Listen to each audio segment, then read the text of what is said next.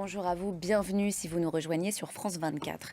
131 personnes exécutées, dont 17 femmes et 12 enfants. C'est le bilan d'un massacre de civils dans 2 villages de l'Est de la République démocratique du Congo.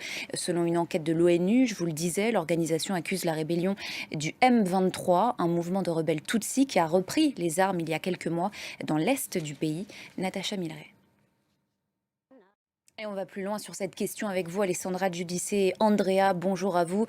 Vous êtes chef de mission pour Médecins sans frontières en République démocratique du Congo. Merci d'avoir accepté notre invitation sur France 24. Beaucoup de zones d'ombre subsistent autour de ce massacre des 29 et 30 novembre dernier. Vous qui êtes sur place, quels sont les témoignages que vous avez pu recueillir ?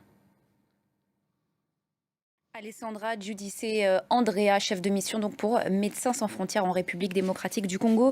Merci beaucoup à vous. En RDC, toujours, on a appris ce samedi la disparition de la chanteuse Tchala Moala, elle qui a fait danser tout un pays.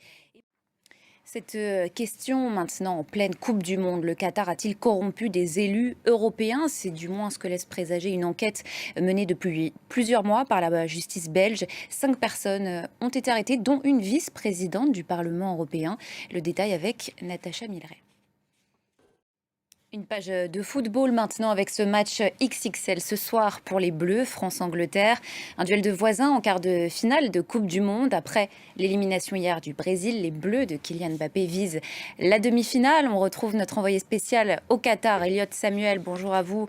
Elliot, un choc de prestige ce soir qui a d'ores et déjà, il faut le dire, des allures de finale.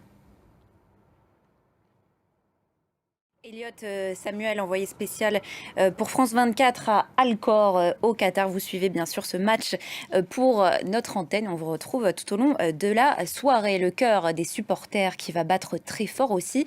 Outre-Manche, il faut dire que les Anglais n'ont remporté qu'une seule fois de leur histoire la Coupe du Monde. C'était en 1966. Alors les plus jeunes rêvent de voir bien sûr leur équipe défaire les tenants du titre. Voyez ce reportage d'Ambroise Boulès et Léna Soudre.